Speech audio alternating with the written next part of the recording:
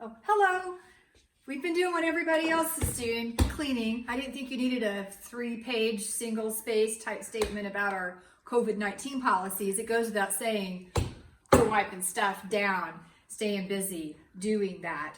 Today we've seen the staggering unemployment reports that are coming out, and I thought you'd be glad to know that no one here is unemployed. All of our employees are continuing to get paid, including our young employees who we have not let step foot in here for the last several weeks. They have car payments and responsibilities too, and we are doing the right thing. Everybody at SWAC, we're doing good. For those of you who have been shopping online, buying gift cards, we truly appreciate your support. We want to be here whole for you when we can come back and do stuff. While we're talking about cleaning, I thought I'd introduce you to a couple of our other employees. Maybe don't get quite the accolades that Large Marge does, because they don't give us margaritas and daiquiris, but they really are some of the hardest work. Well, some of them are harder working than others. This is Rosie. You've probably bumped into her from time to time in the store, our robot vacuum. I know many of you guys have these at home too. We love Rosie. Honestly, try to keep up. We have over 3,000 square feet of hard floors, and trying to keep up with that is a chore. It is really hard to do all of that. And so Rosie keeps us clean and nice. We love Rosie. She is very good. Very low maintenance, gets stuck every now and then. Every now and then she needs a blowout.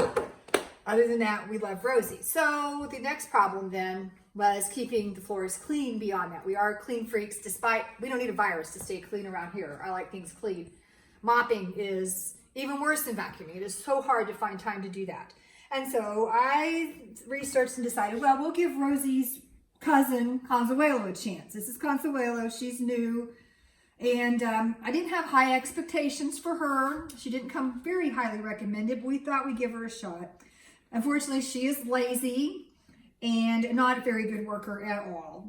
This has been a big fat waste of money. She will mop part of the room, but not the other. And when we set her loose on our checkerboard floors, where I really needed her more than anything, every time she hits a black square, she thinks she's falling off a cliff. She's always stuck in the corner. The girl just does not want to work.